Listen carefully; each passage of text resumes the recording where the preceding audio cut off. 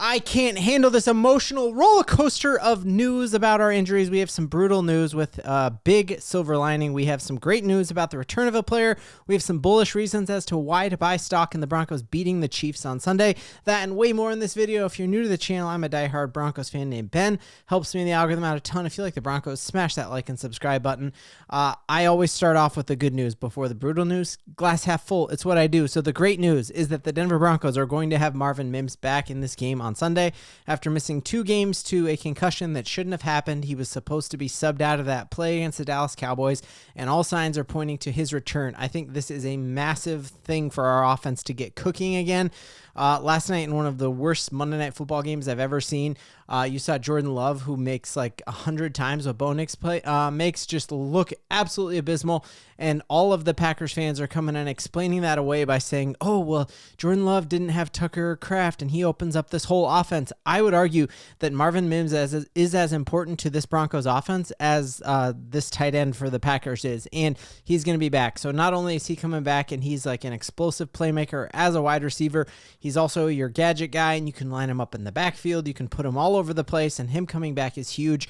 The signs pointing to him coming back is just the fact that concussions usually do not, unless they're horrible, don't last that long. And the Broncos release Michael Bandy. And so he's hopefully going to sign back with the practice squad. He did have a couple of nice first down catches as that slot receiver, but him being gone is definitely a sign that indeed Marvin Mims is back. That's huge. Not only his offensive prowess, but then the fact that you have an all-pro punt returner, all-pro kick returner, and the way this Broncos defense is playing, the ball's being punted to you a lot. Having him back is going to be huge. So now let's get to the worst news of my day. This is something I actually heard 2 days ago, but I've been sitting on it because the first source that I heard it from wasn't like that reliable, and then messaged a couple people today and feel comfortable sharing this, and that is JK Dobbins. We saw immediately after that game him kind of hobble off, then he went in and finished the game, and we were super bullish, like, oh, thank goodness we dodged a bullet there. But indeed, it looks like he has a midfoot sprain on Thursday because of a hip drop tackle. You saw him come out after that game and just kind of rail against the refs for not calling this. It's supposed to be a point of emphasis in the league that you can't tackle players from the side and then drop your entire body weight on top of them and leave it to the Raiders to take out a guy on pace for 1,000 yards rushing the ball. So that is a absolutely massive setback. We can't understate that whatsoever. And just reading it all over Twitter here about like, what is the prognosis? How long is he going to be gone?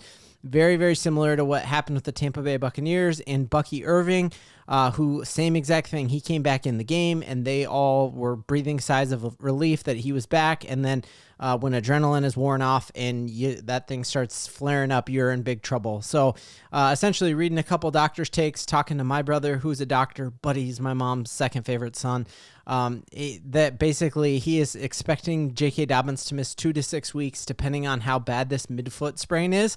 If it is just a grade 1 sprain, then it could be a 1 to 3 week return. So you're talking right after that bye week. But if it's grade 2, you're talking what Kyler Murray is dealing with, and that could be like a 4 to 8 week type deal, usually landing on the IR. All of the reports today are that the Broncos are actually considering putting him on the IR, which would indicate a 4 week, missing 4 weeks. So then the bye week doesn't count. And so you're talking about having him just back for those last few games before the playoffs. Now, silver lining to this is that we have such a huge cushion here, you guys, that the Broncos are going to be okay. They could lose these next 4 games and still they have a 92% chance of making the playoffs right now.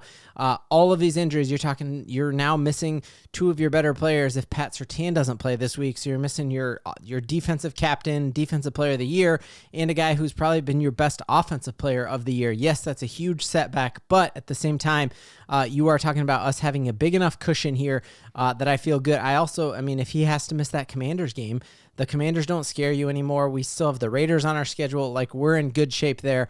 And on top of that, we're also seeing like the Chiefs are in a spot now where they are also down their star running back. If any coach has a game plan and you have to tie his hand behind his back and make him do something out of the ordinary and shock the world, it is truly Sean Payton. Like, I'll never forget when Drew Brees had an injury and Teddy Bridgewater went in and they all thought the season was over. They rattled off a ton of straight wins, and Sean Payton joked that he called Drew Brees and said, hey, sit out a couple more games. Like, I think you back somebody in a corner and make them throw everything out and design something from scratch. It is Sean Payton who gives you the faith to do that. And so I'm super bummed out for the person because I love him. We know that he's been labeled injury prone. I think that's a fluke injury based on an illegal tackle. That does not make him injury prone. And I love the fact that we are going to get him back for the playoffs, the playoff run, which is exactly what we want, despite the fact that the Broncos have Surtain out, Singleton out, and obviously JK Dobbins out. Like, none of these guys are the season-ending injuries that we see all over the internet with all of these other teams. And so that's a massive silver lining for sure. So the question becomes, who is your next running back one that you're putting in there? We know he was on pace to shatter that 1,000-yard rushing mark, which we haven't had since Phillip Lindsay. And so is it going to be JK Dobbins, or is it going to be RJ Harvey, our draft pick who we're super hyped on?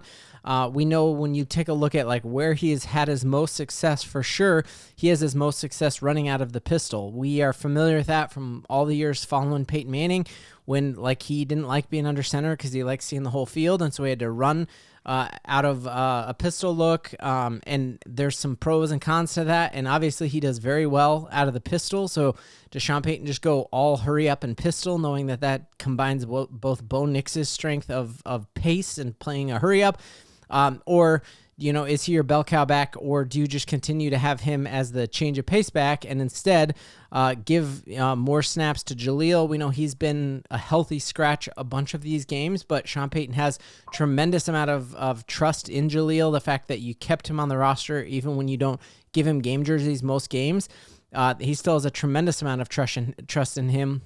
Do you do something absolutely crazy and have Marvin Mims back there?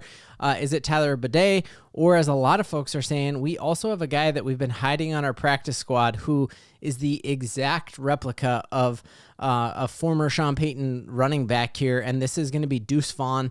And you could see a lot of potential here. I made a video of him during the preseason, which I'll link down here if you want to see like what Deuce Vaughn could add to it. But let me know in the comments, who do you think ends up being your bell cow back now? Is it Tyler Badie? We also remember last year when you threw Badie into the mix, I think it was week 3 against the Tampa Bay Buccaneers, and no one had any clue who this guy was, and he looked phenomenal till he had his back injury against the Jets. So I think Sean Payton backed into a corner. That's exactly where I want Sean Payton, and I think the Broncos have ammunition now to really know that, like, hey, we're playing with our backs up against the wall here. We're down Pat Surtain. We're down Alex Singleton. We're down, obviously, JK Dobbins. I think that's when you're going to see some of the coolest and most innovative things here. And here's the facts of the matter is that Bo Nix has not, like that last game, everyone's judging him and saying like he's not good. Look at how he plays when the competition is the absolute toughest. Look at how he played when he went into Philadelphia and just balled out of control in that fourth quarter and stole that win. He is a franchise quarterback and has put up some of his best performances against this team that he has come to Mile High. We're going to be home underdogs for the first time since going back last year to when the Steelers came to town early in Bo Nix's tenure as a Denver Bronco. And I just think they feel like the whole world doubts them. And that's what you want for these guys to continue to be young and hungry. That Bo Nix is 48 for 59 with almost 600 yards passing and 0 interceptions, 6 touchdowns. Like he's phenomenal. And we still have these Chiefs like propped up in our minds that they're like Super Bowl champs and they're this huge dynasty. The fact of the matter is that the Chiefs have only won one road game all season, and it wasn't even a convincing win, and it was against the Giants before they'd made the switch to Jackson Dart. A horrible team, and they didn't look that great. So they're coming to a place that is going to be raucous, that Bo believes in our quarterback, that Bo believes in this team and loves this team, is going to be about as loud as we've heard in Mile High in a long time. And we've won 10 straight games at home, at altitude. I love our chances. So does Nick Benito. He talks about in one of his, he had this cool event where he and his teammates were giving out turkeys to families. and he was saying, hey, if we want to be the best, we have to beat the best. This is what we've been building for. We want to win this division, and we have all the belief in this team. So absolutely love to see that. They are excited for this opportunity to basically knock the Chiefs out of playoff contention. They would have to do something crazy and basically rattle off a bunch of straight wins if they want a chance at this division, if they drop this game and go back down to 500. So perfect situation there. And then, as we're discouraged about the JK Dobbins situation, you're seeing so many of our upcoming opponents ruling out some of their star players. So not only did the Packers lose Kraft, their starting tight end, who's a game changer, they also had a fractured leg for one of their starting offensive linemen. And then we're hearing that we get to play the Jaguars, and they're not going to have a fantastic wide receiver and a fantastic corner as well, and Travis Hunter, who is officially ruled out of that game because he had season-ending LCL surgery. So it really is shaping up extremely, extremely well for this Broncos team. And again, guys, I have to reiterate this fact that this Broncos team and the way they believe in each other and are there for each other, it's not common. More and more news continues to pour in about Alex Singleton. He had that, we talked about it yesterday, but he ended up having surgery to remove testicular cancer. And this is just incredible that you see George Payton waiting in the medical room with his family until things are finished. And that's just something you do not see in other organizations across the league, that one of the best GMs in football is sitting there with your family wishing you well. And that just matriculates down this entire team. This team is locked in together. They're ready to shock the world and beat the Kansas City Chiefs. And we're going to have JK Dobbins back for a playoff push. And guys, we're going deep in the playoffs, and that's something we all got to believe in. Woo! Ball don't lie.